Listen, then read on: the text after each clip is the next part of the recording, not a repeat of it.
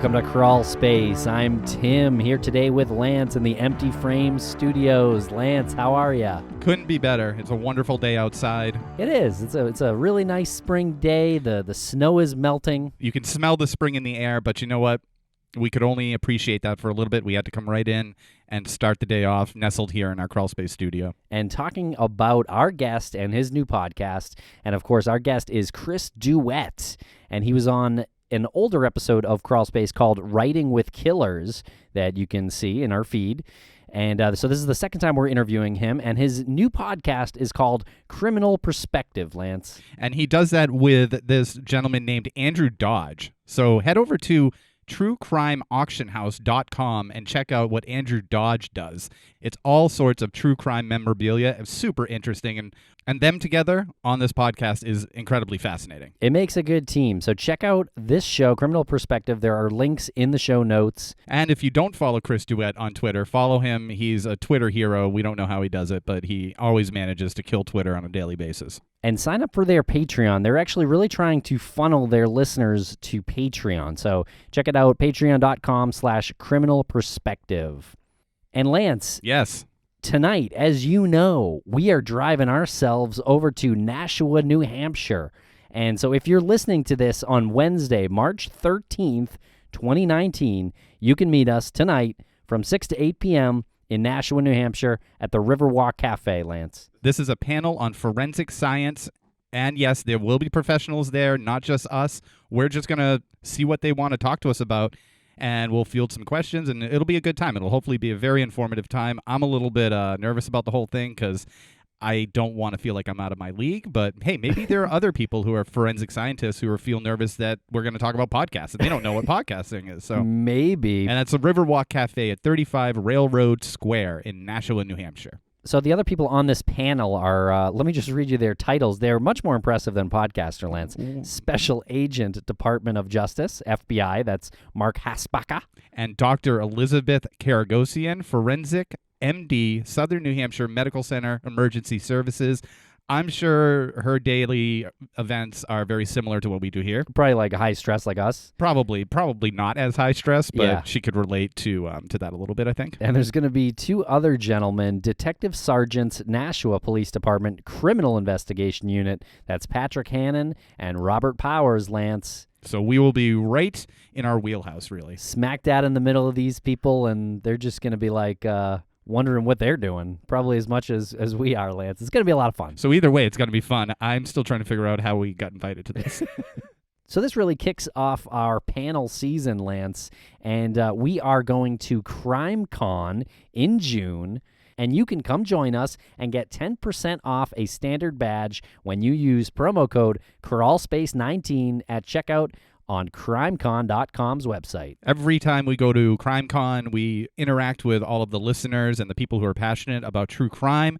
And if you're considering going, do yourself a favor, save the 10%, Crawlspace19 at checkout at crimecon.com. If you're going anyway, you're going to pay for the standard badge. Give yourself some percentages off there. And we're doing 3 live podcasts down there, Lance. We're doing a Missing Maura Murray. We're, of course, doing a Crawlspace. And we're going to do an Empty Frames. Going to try to get Turbo from the UK to Skype on in. That'll be interesting. But this Crawlspace show, Lance, is really shaping up to be very Brianna Maitland-centric. Finally. We've been chatting with everyone involved with Brianna's disappearance, from Greg Overacker, the private detective, to Bruce Maitland, her father, and we really want to put the pedal to the metal on raising more awareness for Brianna's disappearance and supporting Bruce Maitland's nonprofit organization, Private Investigations for the Missing. We are on the board. He is the founder and the chairperson of the board, and it's an organization that will provide resources to families when law enforcement has run out of resources and families still want closure with their loved one's disappearance. And these resources will go towards hiring private detectives or anything that is worthy to bring answers to the families. It's a really good organization, and Bruce is really passionate about it. It's a noble cause. Check it out at investigationsforthemissing.com. And we may be joined by Bruce down at CrimeCon, and he's working on getting a booth, I think, and we may have him on our live panel discussion for Crawlspace, which would be pretty amazing. And if you can't meet us tonight in Nashua, you can't come to New Orleans in June. We have an alternative. Maybe you could go to ASOC in Albany in April 15th and 16th. We're going to be there doing a panel with Mike Morford and John Lord. But if you can't get to Albany in April, you could potentially meet us in Chicago in July. We are literally going on tour. I feel like we're the Rolling Stones. It's pretty much that way. So you can find links to all these events in the show notes. Or if you want to go to all of them, that's a thing too. That's the Grand Slam. And of course, check out the entire Crawlspace archive on Stitcher Premium and get a free month with code FRAMES. We love Stitcher Premium. Okay, thank you very much for listening, everybody. Follow us on Twitter at CrawlspacePod. We're also on Facebook and Instagram. We got a new Facebook discussion group. Check that out. And check out Chris Duett and his new podcast called Criminal Perspective. Thanks for listening.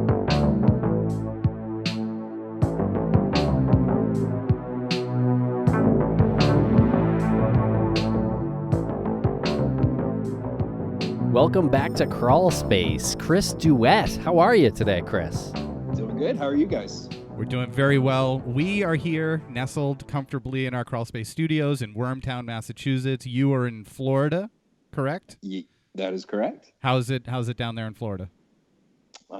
Sunny and beautiful as always. Stop it. Very good. It's 17 degrees. Not snowy. That's how it is. 17 degrees Fahrenheit here, but it does not keep the worm from rearing its beautiful head. Well, Chris, you were on one of our favorite episodes of Crawlspace of all time. It was called Writing with Killers, and you have been, I think, for lack of a better term, pen pals with an impressive number of serial killers. Yeah. Not for some time, but yeah, for a good while I was. Correspondence, I guess, is a better way to put it. But yeah. And since that episode, we have spoken to you off the air, and we have tried to get you to do your own podcast because you just have so many interesting stories and you've done so many interesting things in the world of this particular genre, and you finally have decided to put one out there for the masses to consume. Yeah.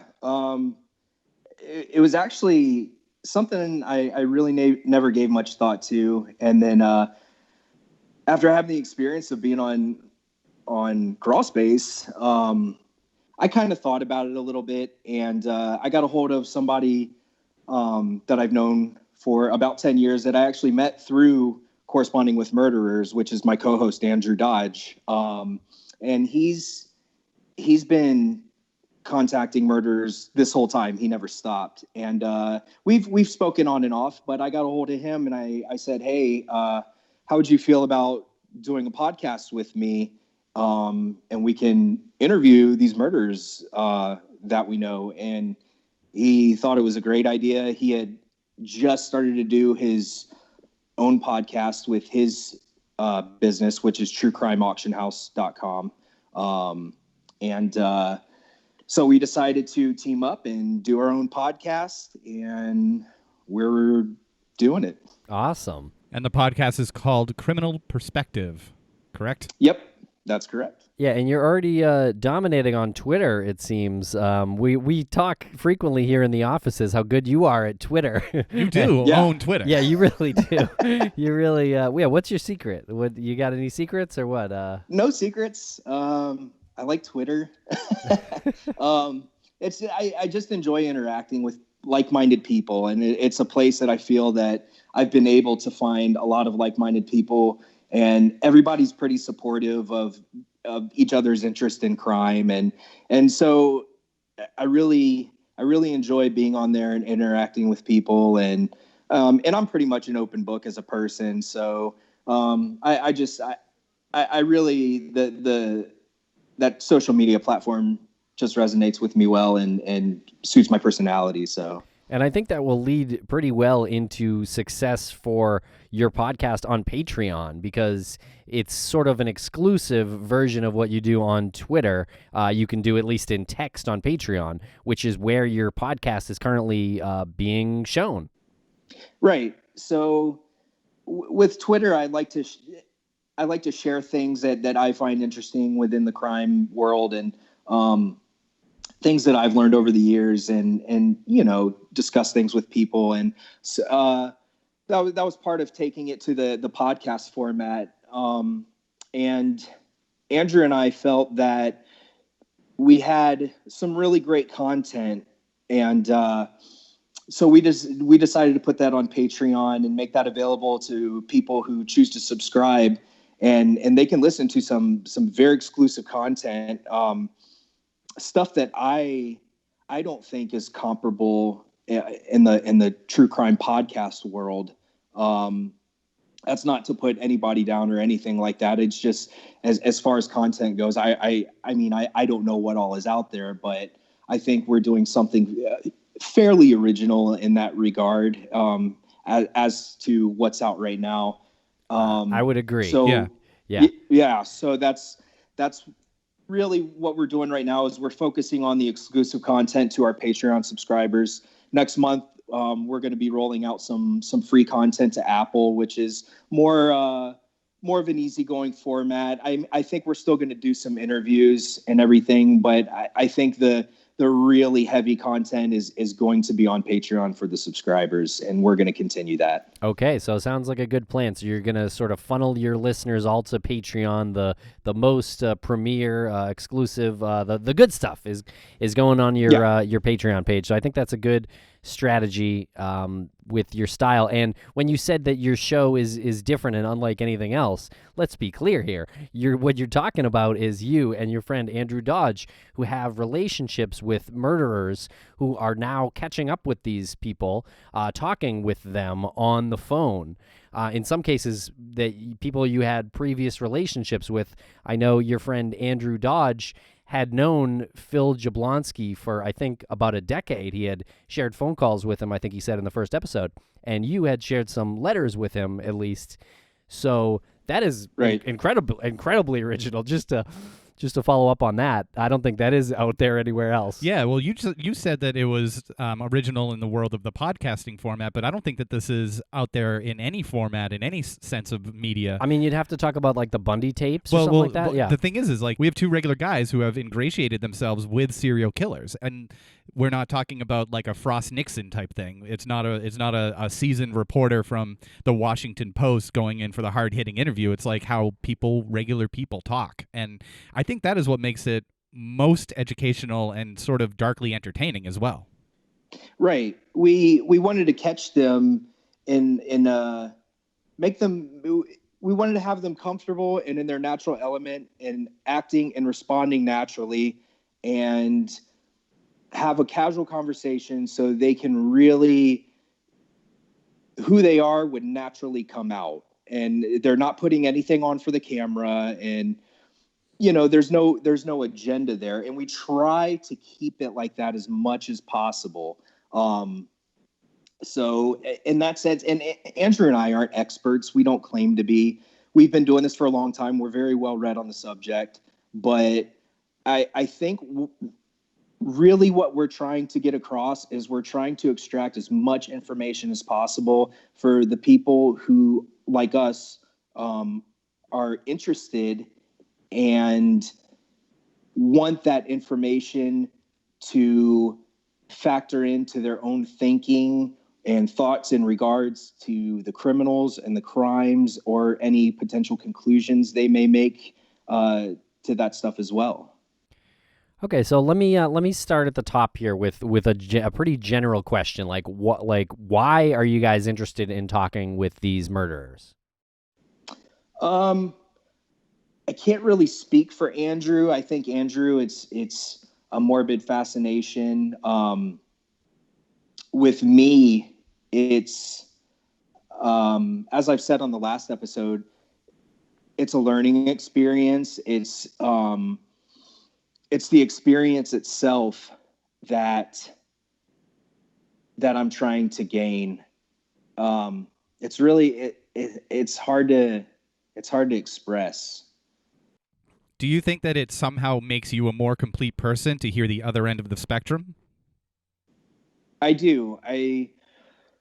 When I was younger, I would relate myself to them somewhat because I was a troublemaker, and you see people these days on social media and things like that who are into Columbine and all that shit, and I wondered how much I had in common with them and whatnot. And when I actually started talking to them and realized that I am absolutely nothing like them, and I am not a bad person, though I may have thought I was in a sense. Yeah, it gives you a wider range of perspective on yourself, on them, on sociology, and all that in general.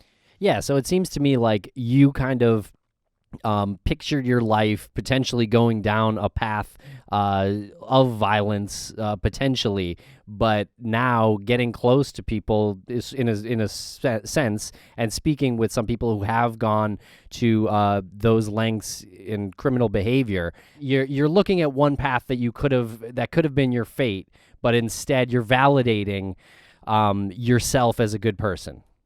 Right. I don't think it was really in a sense of validation. I think at first it was more of, I had to realize that I was a good person and that I was not a bad person. When you talk to legitimately, it's so hard to call criminals and whatnot bad people, because they're not all the same. But when you talk to, let's just say generally bad people or people who've done bad things, and you realize you are not on that level at all. And that's what I had to realize, is that I had a consciousness, and I wasn't like them, and I couldn't do anything as horrible as they've done. And that really helped me find myself and the better part of myself that I thought that I didn't have. And I talking to people that really don't have that makes you see that part of yourself that you do have, and that, I've become a much better person in that regard, and have learned quite a bit about myself in that regard. Now, on the flip side of that, are you concerned that there would be anybody listening who would be motivated when they hear these individuals who are criminals and murderers speak, someone who might have some sort of maybe urge to commit a crime of that caliber? Are you concerned that information out there is a little too dangerous? Potentially, but that information is going to be out there with or without me. It saturates the news. It has for quite some time. I don't feel that I'm making anything better or worse in that regard. I love that answer, because you just said it saturates the news, and you don't know what angle you're getting, especially now when you read or watch anything on the news. You don't know where they're coming from, what their ulterior motive is, but we do know, between you and Andrew, what your ulterior motive is, and that is to inform and to satisfy a curiosity. And to be honest, It kind of reminds me of the Mindhunter show and project, because really what you're doing is assembling interviews with serial killers. But like you said, it's different. It's not investigators interviewing them. It's people who they feel a little bit more comfortable with, and you're interviewing them. And this is valuable information for the entire field of psychology, not just true crime in entertainment or infotainment. I think you deserve a Nobel Prize for podcasting in the true crime Can we give genre. you the Crawlspace Nobel Peace Prize for podcasting? I'll take it with honor. Okay, it's yours. It's the crowning achievement of my life. Thank you. You can get it on Zazzle for 10% off using code Crawlspace. So your first episode, you spoke with Phil Jablonski, and he killed 5 people, I believe. Yeah. And he is in prison, and he's in his 70s at this point. He's 73, right? Yeah, I believe so. This was a great interview, and if you don't mind, we'd love to play a couple of clips. Absolutely.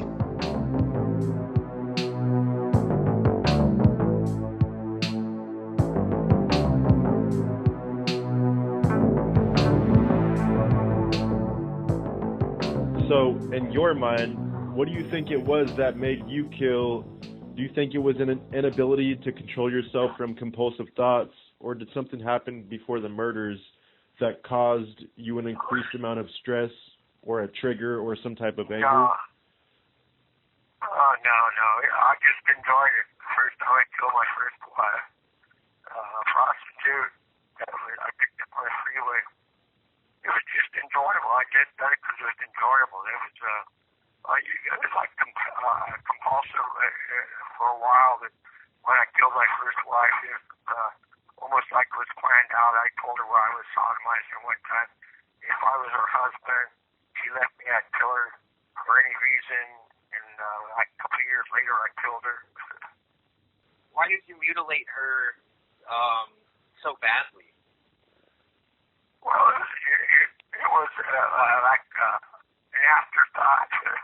It was an afterthought, like cutting off her nipples. So that was all post-mortem. She wasn't alive when any of that happened? No. How often do you think about sex and violence and murder and all that intermingled with each other? Is it all the time? And how long has it been like that? Let's see. I think of it not daily, but very often in here. And I started thinking about violence when I was like 15 years old, when I used to choke both my sisters out when I was raping them, and my other lovers and all that. Did you ever think that you'd get away with any of these murders, or did you not care, or how did that go? No. I knew I wasn't going to get away with the murders. I knew I was going to get caught sooner or later. I really didn't care. At that point, Right. How did you select the victims? What made you choose the victims that you chose? I didn't really. The only one I selected, well, you could say it was like my first wife. I always wanted to kill one of my wives. Fanny was like it was. I needed a woman to practice on before I killed my wife and my mother-in-law. So she was an easy target. And then one in Utah was a convenient victim, and the one in Texas was an easy killer. I didn't select. It just like fell into my lap. I didn't select anything really. How did you feel right before a murder? Were you excited? Were you angry? What were you feeling? I didn't feel anything. It's just like I was shooting a dog or an animal. I didn't feel anything. There was no feelings at all. And how did you feel right after you committed it? I didn't feel anything. I had no feelings at all. There is no sense of release, no sense of enjoyment. No. There's no sense of anything. It's just like, okay, you're dead. That was it. One of our listeners want to know if you could go back and do things over, what would you do differently? If I'd go back and do anything over, I wouldn't do anything different. No, I wouldn't do anything different. No. I wouldn't change anything.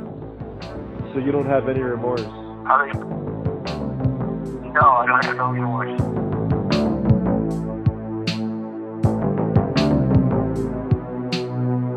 What I found incredible was when you guys asked him if he had any regrets about his crimes, and he was like, nah. He was like, nah, it was inevitable. Like, I was going to get caught at some point. Like, he didn't even say, well, I wish I didn't get caught that soon. He'd go out and do the same thing again. Unbelievable. My jaw fucking hit the floor, Chris. Yeah, to hear what he did, I told you before that it was hard for me to listen to it. Would you say that this is monster level stuff? Oh, absolutely. Phil he's terrible in every sense of the word. Andrew knows Phil really well. He's actually had visits with him in San Quentin State Prison, locked in a cage with him for several hours. And he's done this a couple times. And Phil is exactly how he portrays himself to be in that interview. He is no different. The question that you were referring to is if we asked him if he had any regrets. That was actually a question from a listener. We like to take questions from people on Twitter using the hashtag criminal perspective. That's how you're so good at Twitter. What the heck? We need to hire you as a social media consultant. Well, we understand that people, they want to get close to these people, but they don't want to get close to them. So we're kind of providing that for them, and we want to try and keep this interactive. So that was a question from a listener, and it was a great question. And Phil is a monster. He is 100% a monster. He's just horrible in every sense imaginable. He belongs nowhere else but exactly where he is. Well said. So I'm going to ask a boring question. Between yourself and Andrew and the limited time that you have speaking with criminals calling from prison because they only get a certain amount of time on the phone, you're in one time zone, Andrew's in another time zone. How do you even handle the scheduling with all of this? It is a pain in the ass, but Andrew is in close to Seattle, Washington. I'm in Central Florida, so there's a pretty big time difference. And then on top of that, with the interviews, we have to work. Well, with the inmate interviews, at least, we have to work on the inmates' time. They can only get phone at a certain amount of time. They can only be on the phone for a certain amount of time and things like that. So it's a pain in the ass, and it takes a ton of coordination. But it's essential to get the content that we want and deliver it to the listeners. Got a second boring question. You mentioned that Andrew spent hours locked in a cage with Jablonski. How does somebody who is not a journalist or a member of the media arrange for something like that? It's just a visit. You get on an inmate's visiting list, and you can go visit them. And San Quentin death row inmates are permitted contact visits if they deem them fit from a security standpoint to do so. I believe Andrew was the last person to have a contact visit with Phil. After his visit, somebody brought up to whoever does classification for security that Phil attacked his mother during a visit in the 80s, and they took away his contact visits, and now he's on, the phone interviews phone visits through glass now. So Andrew was the last person that'll be able to have a contact visit with Phil. Wow. So let me just get this right. Yeah, let's get the timeline let me just get straight. this right real quick. So Phil Jablonski's mom visited him in 1980 or in that time frame, and he attacked her during a visit. Your friend Andrew, long after 1980, visited Phil Jablonski in person, had the same type of meeting that he had with his mother, and then after that is when they realized he attacked his mom in 1980s or in 1980. Yep. What? Okay. Yeah. Wow. So he's lucky he didn't get attacked, I'd say. I mean, you never know. You gotta. Andrew and I, we never forget who we're dealing with, and I don't know if that was some sort of oversight, and I mean, he shouldn't be around people at all. So. Yeah, he has a lot of pen pals. I gathered from your interview, and he attacked at least one of them. He attacked two of them. Actually. Oh my God! When he was in prison for murdering his common law wife, he struck up a pen pal relationship with a woman. And when he was released, she came to visit him to help him. They met through a pen pal thing through her church. And she came to genuinely help him. And he was going to kill her and even told her that. And he ended up attacking her and sexually assaulting her and attempting to kill her, but she didn't die and she left. I'm sorry. That was when he was in prison for rape, I believe. Later, when he was in prison for killing his first wife, he got married to a pen pal that he met through correspondence. When he was released and he went on his spree of murders, he murdered her and her mother. Yeah, and I think at one point in the episode, you mentioned that you believe he might be fantasizing about hurting these pen pals, and that's probably why he has so many. I think you said up to 100 pen pals at one time. Yeah, he keeps close to, I believe it's around 90 or 100 worldwide. Yeah, I think that's part of his sadistic fantasies, is having these pen pals and having the thought of multiple people that he can fantasize with to do whatever he wants with, and it doesn't get stale because he has 90 or 100 to choose from, you know. What is it that you have learned from your conversations with him? Is there anything that stands out that you can then translate to a sane person's behavior? Is there anything that you can take from him? Yeah, with Phil, if you listen to him talk and he doesn't let the filter loose, he sounds like a sweet old man, and he can turn it on and off. In his crimes, I think we mentioned in the first part of the episode that he was, after he had murdered several people, he was stopped at a truck stop after he went to pull a gun on a woman, and he dropped the gun and fumbled with it and got in his car and left. The police pulled him over.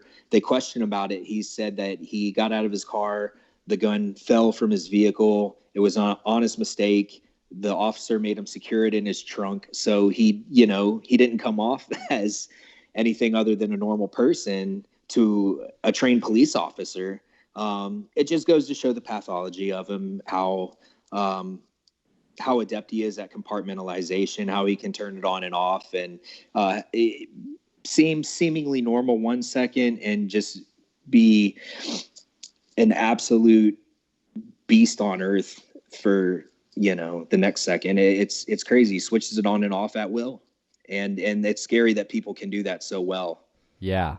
And you were talking about a couple of the killings that he did, and some of them were bunched. There was 3 of them that were, I think, took place in the course of 2 days, where he killed a random woman, and then he told you guys that it was practice for the next day when he was going to kill his estranged wife and her mother. Yeah, he was released from prison. For conditions of his parole, he couldn't go near his wife. She wanted nothing to do with him. He was living, I believe, in a hotel or a halfway house or something, and was attending a college, taking an automotive course. He murdered one of his classmates, as he said in the interview, in preparation to kill his wife. He then went to his wife's house, murdered her and her mother. All of these murders were grotesque, completely just ghastly and brutal. Murdered his wife and her mother, and hit the road in Utah, murdered another woman in a random attack. And after that, police linked all of them together. He was incredibly disorganized and sloppy. They caught him. He was extradited back to California, where he received the death penalty. Do you see any similar precursors in the behavior of these criminals when you correspond with them? Is there anything that's a red flag or sets your radar off? I mean, I'm not. I don't have any supernatural intuitions. I like to think that I'm fairly good at reading people, but when we're talking about psychopaths, they're better at manipulating you than you are at reading them. So you gotta, that's why we try to get the information and take the facts of the case and everything and piece it all together to get a real picture of them, because you can't take their word for it, and you can't just take one piece of the puzzle. You need the whole puzzle. So we're trying to give listeners the whole puzzle. Incredible. Great. Yeah, very well done. And your second episode, you spoke to a friend of Eileen Wuornos, Dawn Botkins. Yeah, so Dawn grew up with Eileen. They knew each other when they were around the age of 13. They're from the same neighborhood. Eileen had an incredibly rough life, and she didn't have any other friends. She had no one there for her. She was kicked out of her house after her grandmother died. Dawn took care of her. Dawn let her come into her house, shower, be warm, gave her food. And Dawn always she always saw Eileen as her friend. She even told us, I could never look at her as a serial killer, though Dawn knew very well that's what she was. She said, I could only see her as my friend Eileen from when they were kids. So yeah, it was incredible talking to Dawn. She had so many, she knew Eileen literally up until her death. She actually went and identified Eileen's body after her execution and took her ashes and all her possessions. And, so having someone that is essentially as close as you can get to interviewing Eileen Wuornos today. So it was incredible talking to her. Well, Eileen's story is slightly different than most serial killers' story because she operated in a lot of rage and she had a lot of vengeance in her because of the abuse that men did to her. And was that discussed at all with Dawn? Was there any sort of justification that Dawn maybe tried to impart? Very little. We did discuss that. Dawn is very, very open about discussing everything in regards to Eileen and her opinions. And so we did talk about that. And Dawn does think that the first victim, Richard Mallory, did try to attack Eileen. But Dawn also gives the information that Eileen was drinking a lot. She was drunk. She killed these men to rob them. And she did it in cold blood. And Dawn is very upfront about that. And Eileen Wuornos' case seems to generate a lot of sympathy from people. And it's more so than others. But you take Philip Jablonski, for example. Philip Jablonski had a pretty shitty upbringing, too. He had an abusive father. He was molested by somebody, and he started to show signs of deviant behavior, which were never checked. And so, yeah, he's a monster, but you have to feel bad for him in some regard because there's some stuff that happened to him that shouldn't happen to anybody. So in a sense, you got to feel bad, but no one ever talks about poor Phil Jablonski, but you hear about poor Eileen Wuornos quite a bit. So we wanted to kind of point that out in the episode that Eileen Wuornos is not a rare case, and it's okay to feel bad when something bad happens to somebody, regardless of what they've done. A bad thing to a person is a bad thing to a person. How do you deal with the bad things that these people have done when you hear them, just on the surface level? Like, how do you and Andrew process hearing somebody violate another person in such brutal ways? Andrew and we're pretty used to it at this point, and we can comb through it methodically and approach it from that and not be personally invested in it anymore. We understand that some of these criminals, because Andrew and I do know them, this is not a blind interview, that, some of the stuff we say might elicit somewhat of a reaction from us. You might hear Andrew say sometimes, wow, that's wild, this and that, because that's the reaction that they're expecting. And we know that. And so, in keeping with, keeping them not happy, but complacent with conversing with us, you kind of have to humor them a little. None of it is shocking to us, though. We've learned to be very methodical with this stuff and not consume it on a personal level. What kind of feedback have you gotten so far from your show? Excellent feedback. Nothing negative, which is fantastic and more than we can really ask for. Opinions are valuable to us. So we want to hear as much feedback as possible. And fortunately, there's been no negative feedback yet, which is wonderful. And Andrew and I are ecstatic about that. And we're so appreciative of everybody and all the kind things they've had to say. I just want to emphasize that your show is on Patreon, so therefore people donate. You have patrons who donate, and it's hard to create an environment of negativity when you're donating 10% of the Patreon fee to victim rights groups. Right. That's something that Andrew and I feel are important. We're not trying to, force that as a selling point or anything like that. We just feel that in discussing these subjects of crime and, in a sense, it's taking. And Andrew and I felt it necessary to try and give back. And we saw the opportunity to do that by donating a portion of the subscription money to groups and causes for victim advocacy. I can't imagine us doing that without that being part of it. Yeah.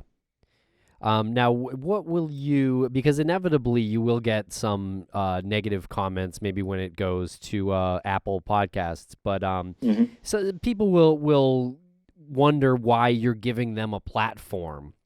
And I guess my question is, and trust me, I understand the value of this, and I think probably most of the people listening do too, but inevitably someone will stumble onto this and wonder why you're giving these kind of people a platform. So what do you tell them? I don't know that I have to tell them anything. They're entitled to their opinion. And if they feel that way, they cannot listen to the show, or they can tell all their friends how much we suck or whatever. They don't agree with us. That's totally fine. We don't expect everybody to agree with us or back us. So I don't know that we care to defend ourselves to anybody. The third episode you were talking to us about is the Chicago Ripper. Very interesting story. Do you mind just going into that a little bit for us? Yeah. So the Chicago Ripper case was a case in the early 80s in Chicago, Illinois. And it involved 4 men: Robin Gecht, Andrew Kokorales, Tommy Kokorales, and Edward Spreitzer. Essentially what happened was women were being murdered and mutilated in the DuPage and Cook County areas. And it was really, really horrible mutilation. These women were being tortured and beaten while they're alive. Their left breasts were amputated ante-mortem while they were alive. There was horrible inflictions, just terrible tortures, knives, beatings, really bad stuff. Eventually, a woman who survived this led the police to Robin Gecht. They caught all 4 of the suspects. 3 of them were charged with multiple murders. They all confessed, gave a story of satanic rituals, and all of this was part of that. And this was all led by Robin Gecht. And Robin Gecht never confessed to anything. Robin Gecht ended up being convicted of, I believe, attempted murder on the assault of a sex worker. The other men were convicted through physical evidence and their confessions and whatnot of these other murders. One of them, during the confession, confessed to up to 18 murders.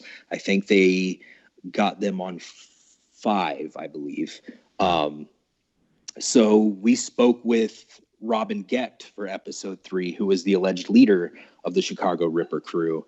And basically Gecht's position is always been that he's innocent, and there is no physical evidence against him. And he sets the record straight on a lot of things. If you've researched this case online, you'll find a lot of inconsistent information, a lot of media reports. This case was very sensationalized. This was the beginning of the satanic panic media storm. And he tries to set a lot of information straight, but he also has his agenda that he's innocent. So we really look at the case objectively in episode 3 and really try to find the position of Robin Gecht in all of this, being that he was the subject of the episode.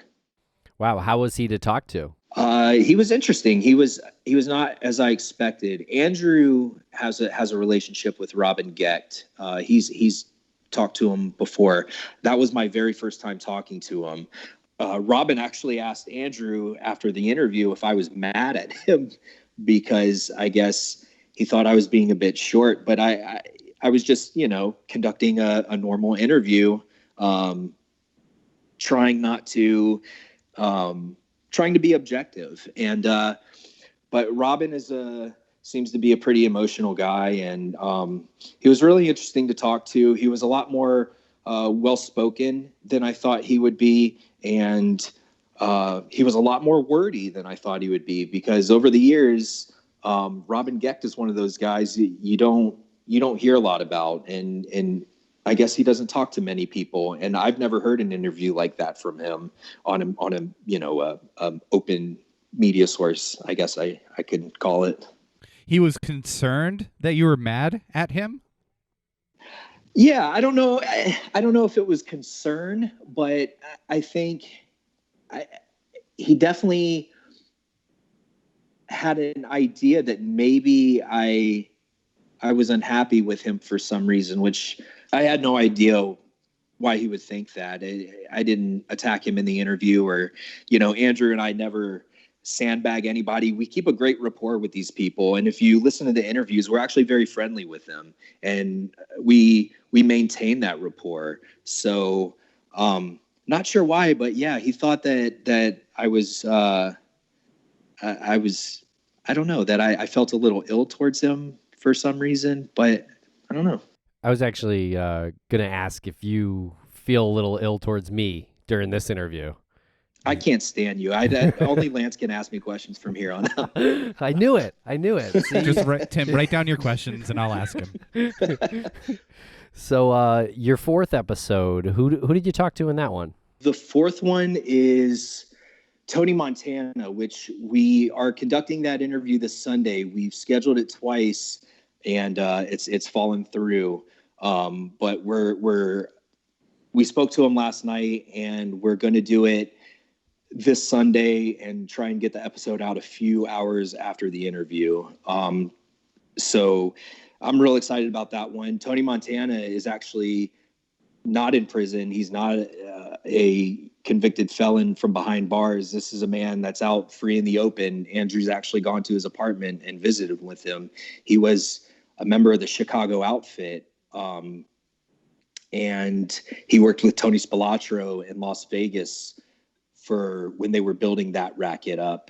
The film Casino is, of course, about how that all went down. But he was around. I believe he was questioned after Spilotro was murdered, and he has a lot of interesting insight into that historical aspect of Vegas, that dark underworld element.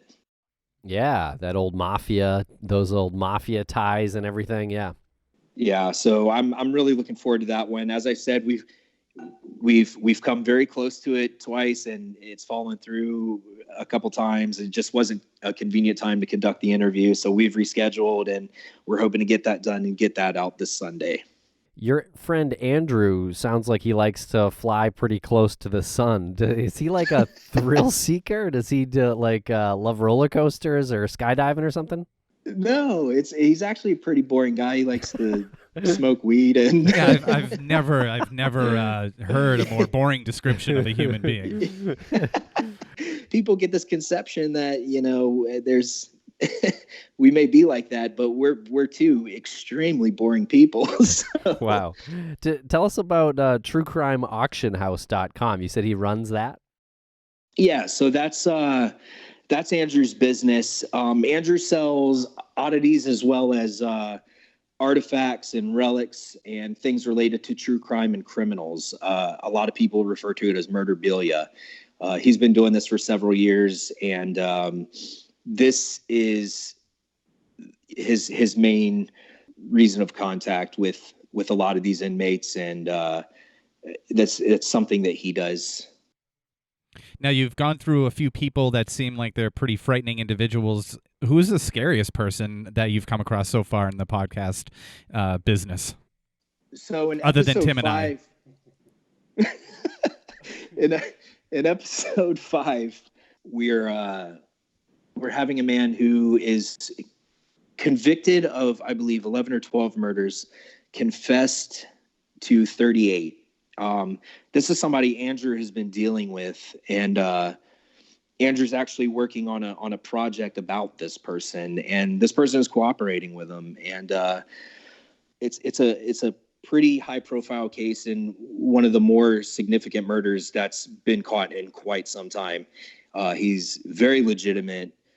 We spoke to him the other night, and out of 10 years of talking to murderers, this guy gave me chills right off the bat. I mean, just scary. And there's a lot of things about him, just knowing about him, that are fucking terrifying. And then talking to him, he completely solidified those thoughts of terrors and validated them 100%. He was just incredibly scary. I imagine that must take a lot for you to walk away from an interview and say, I just got the chills after all of the people that you've communicated with. Yeah.